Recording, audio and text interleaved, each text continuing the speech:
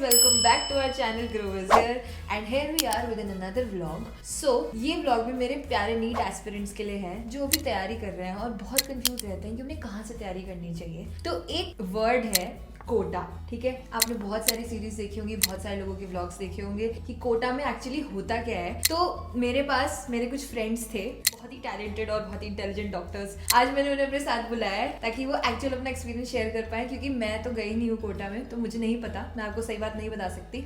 But जिनको भी जो कुछ भी जानना है, आई होप आप लोगों को इस वाले व्लॉग में ही पता चलेगा. Guys meet doctor Simran and doctor Muskan. Hello. इन लोगों ने कोटा से तैयारी करी है अपनी and they secured very good ranks and they studied in government medical college. इनकी भी MBBS पूरी हो चुकी है. तो मैंने कुछ क्वेश्चंस पेन डाउन करे हैं जो आप लोगों ने पूछे थे, वो हम शुरू करते हैं. करिश? यस.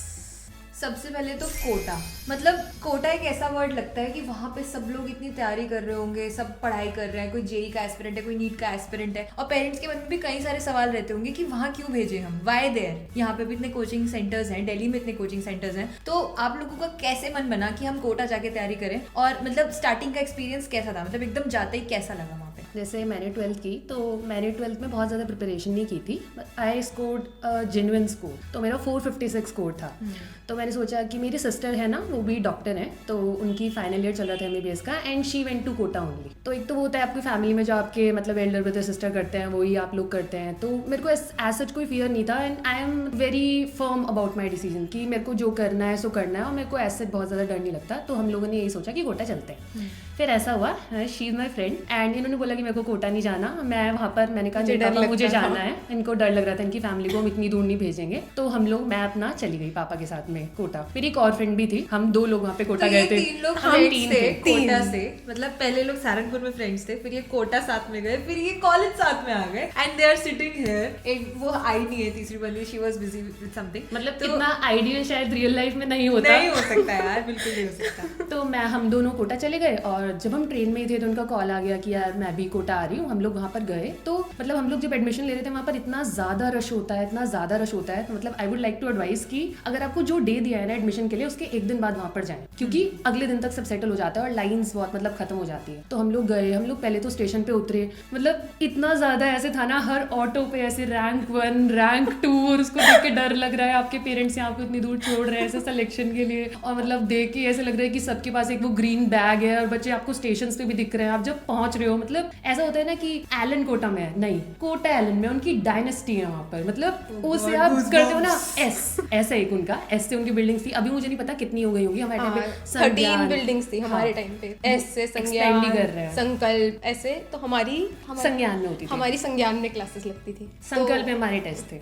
हाँ, तो मेरा ऐसे बना था कि पहले मैंने मुस्कान को मना किया, क्योंकि पेरेंट्स पर ऑब्वियसली कि उन्हें डर लगता था इतनी दूर नहीं भेजना, और कोटा पता नहीं कैसा होगा. लेकिन फिर मुस्कान जा रही थी, तो मेरा भी स्कोर उस टाइम पे 475 अप्रॉक्स था. तो एकदम मार्जिन पे, जैसे उस टाइम पे हो जाता था, लेकिन एकदम मार्जिन पे जैसे कहते हैं ना रह जाना, तो वही चीज़ हुई थी मेरे साथ. तो सहारनपुर में रह के तैयारी करी थी, तो अब लगा कि अब सहारनपुर से जो लेना था वो ले चुके हैं, तो अब अगर कुछ आगे स्कोर चाहिए तो कुछ अच्छी जगह सीखना पड़ेगा और अच्छा करना पड़ेगा. तो फिर मैंने पापा से बात करी कि पापा मुस्कान भी जा रही है और फ्रेंड का नाम शालिनी है, वो भी जा रही है, तो मुझे भी प्लीज एक बार ट्राई करने दो. तो देखते हैं. वहीं पे हमने तैयारी करी, और वैसे ही वहां जाना, मतलब पूरी स्टेशन की वाइब पूरी ऐसा लगता है कि बच्चों की दुनिया नहीं होती. कोटा इज मतलब बच्चों की दुनिया, लिटरली बच्चों की दुनिया जो तैयारी कर रहे हैं. वहाँ पे 7th 8th वाले स्टूडेंट्स हैं, 9th 10th वाले हैं. फिर हम लोग गए तो हमें पता चला यहाँ पे ऐसे लीडर्स, अचीवर्स करके ऐसे बैचेस होते हैं. और मतलब हम लोगों ने, हमें किसी ने बोला कि यार अचीवर्स में ना ज्यादा अच्छे से टीचर अच्छे पढ़ाते बच्चे हैं. जाते हैं. तो हम लोगों ने, हम तो इंटेलिजेंट बच्चे हैं, तो हमने कहा हम तो जाएंगे. अचीवर्स में लेंगे, और उसमें थोड़ा स्पीड से चलता है. और हम ना सितंबर में गए थे टीचर्स डे के अराउंड, तो मतलब थोड़ा टाइम भी हम लोग के पास कम था. इतना ही हमें टाइम मिलेगा. मार्च में हमारा एग्जाम होना था. उनके ट्रस्टीज को देख के लगता है यहाँ के सुपरस्टार्स हैं, they are so rich, they are so rich. जब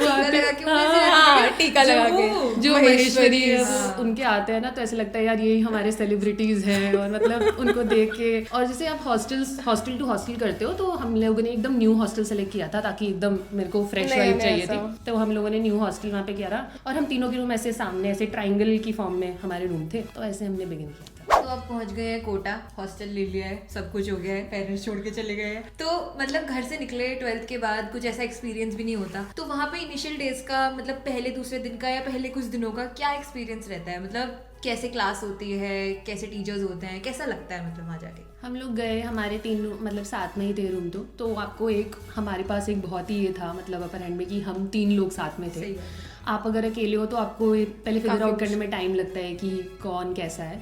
तो हम लोग गए, हमारी वही मॉर्निंग क्लास थी और मतलब फटाफट से हम लोग अपना तैयार होके गए। उस दिन डे 1 ऐसा होता है कि टीचर्स ना अपना इंट्रो देते हैं, आप लोग का लेते हैं कि आपको आपको एक्टिविटाइज कराते Orientation, हैं, बताते हैं कि ऐसे ऐसे क्लासेस होंगी। तो मतलब अच्छा लग रहा था। बट हम क्लास में गए और मतलब हमारे फ्लोर पर ना वहाँ पे ऐसे 7 फ्लोर्स थे, एक फ्लोर पे 4 रूम्स थे, हर रूम में 250 गर्ल्स। तो 250 गर्ल्स क्योंकि बॉयज और गर्ल्स का अलग अलग टाइम पे होता है। 1000 girls on single floor right now, 4 rooms. गए तो मैं देख के ऐसे घर से आता है ना बच्चा इतना पावर होके कि हमें करना है, मैं ही राजा हूँ, और अपने अपने बैच के सब ऐसे इंटेलिजेंट बच्चे हैं अपनी क्लासेस के। तो वहाँ जाते हैं, फिर आप लोग बैठते हो और मतलब इतने सारे लोगों को देखते हो, तो पहले तो यही डर लगता रहा 1-2 दिन तक हम यहाँ पे करेंगे कैसे। हाँ, तो वहाँ पे हमारी 7:15 पे जैसे इसने बताया स्टार्ट होती थी, 1 बजे तक होती थी। टोटल 4 क्लासेस होती थी, 1 आवर ईच, और हर 1 आवर के बाद एक 10 मिनट्स का हमें ब्रेक मिलता था जिसमें बाहर पैटीज काउंटर लग जाते थे।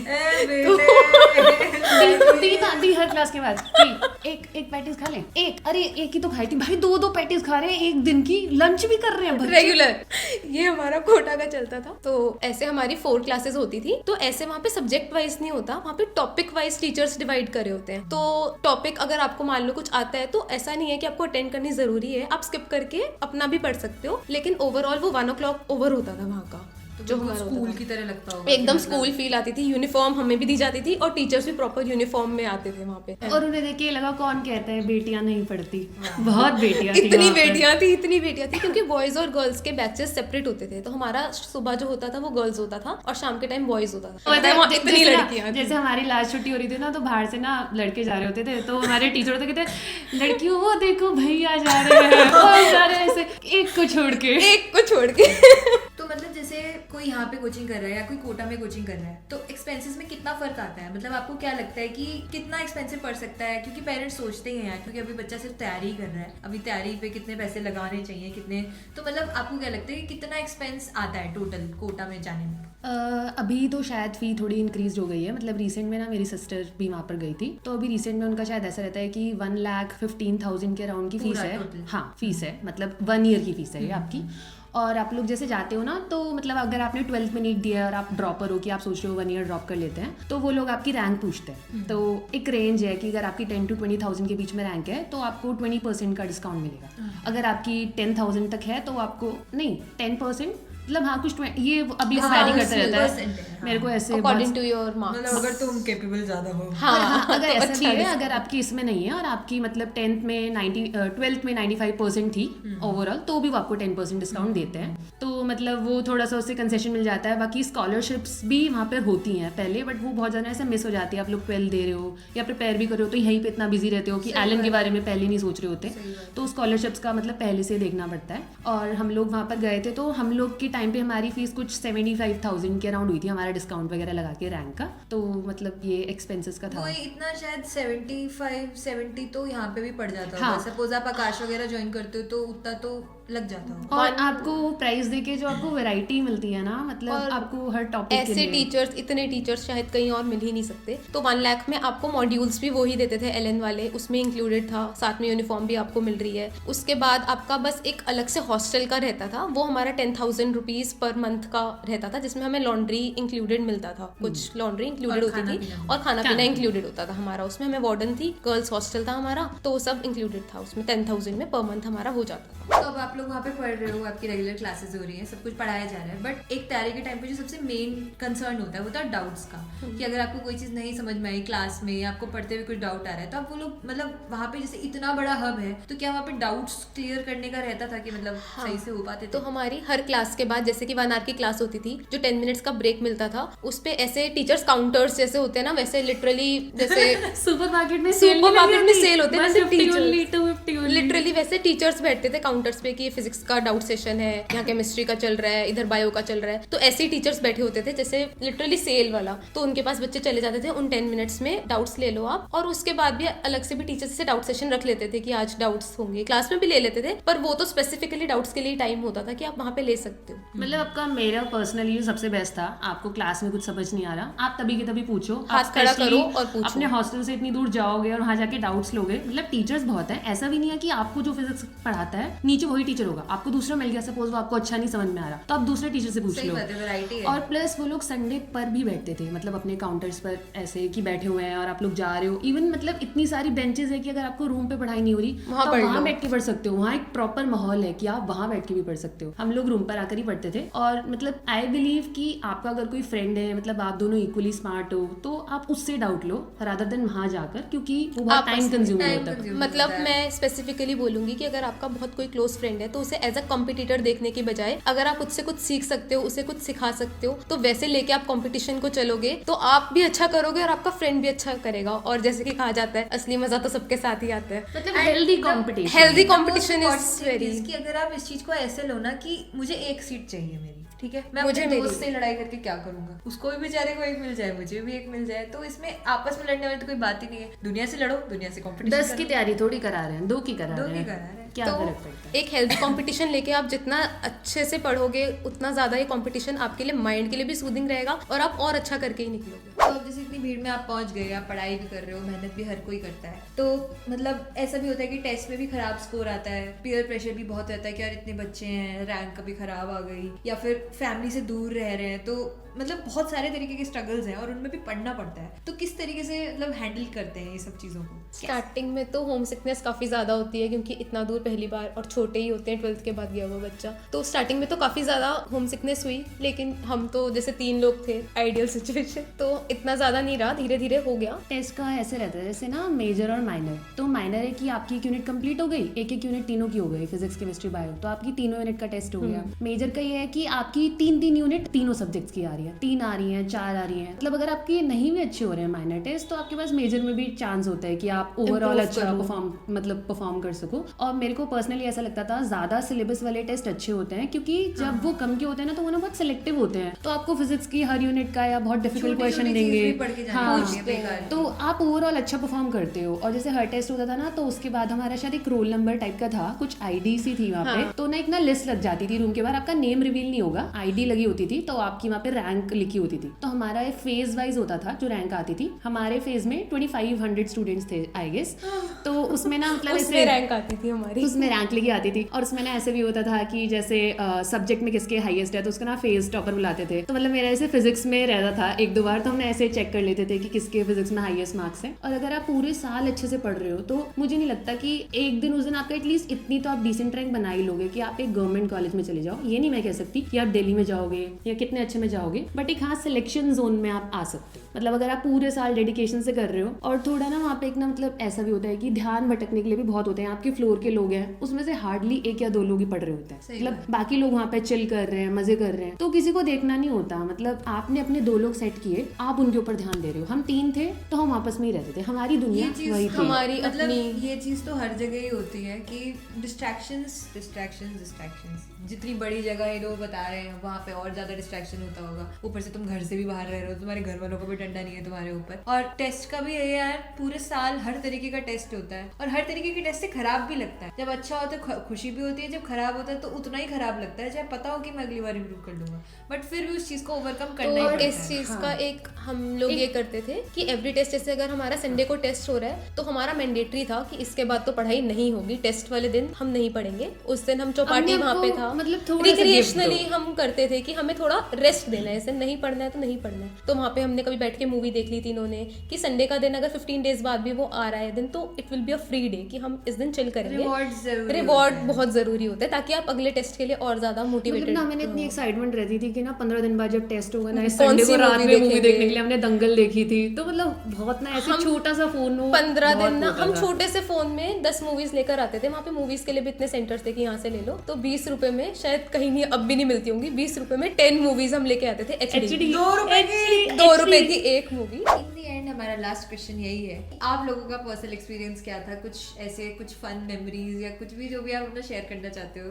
कि कुछ भी ऐसा जो तो सुनने में अच्छा काफ़ी फन मेमोरी ये है कि वहाँ पे ना, क्योंकि हम सिर्फ पढ़ने जाते हैं तो हमारे रूम में ना मिरर नहीं था, छोटा मिरर होता था तो फुल लेंथ मिरर नहीं था, तो हमें पता नहीं लगता था कि हम जैसे वहाँ मोटे हो रहे हैं पतले हो रहे हैं, तो कुछ पता नहीं लगता था। तो मैं और सेंगर थोड़ी मोटे वाले साइड पे थे, तो हम जब वहाँ पे गए तो हम मस्त अपना खा रहे हैं, पर हमें लगता था क्योंकि हम घर से दूर है तो हम पतले हो रहे हैं, क्योंकि हमें शीशा नहीं चलते दिखता नहीं था थे वहाँ हम पे। रोज 6 हमें पता ही floors। नहीं था और हमें लगता था हम 6 फ्लोर्स चढ़ के जा रहे हैं। उसके बाद 3 पैटीज भी तो खाते थे वहाँ। नहीं, वो हम नहीं देख रहे थे कि हम 6 फ्लोर चढ़ के जा रहे हैं तो पतले हो रहे हैं, तो हम मस्त अपना सेंगर और मैं खुश पूरा कि हम तो पतले हो रहे हैं। तो जब हम वापस कोटा से आए तो मैं घर जाके पूछा हमने कि देखो कितने पतले होकर आए, तो हम एक्सेल गए थे, ट्रिपल एक्सेल वापस होकर आए थे।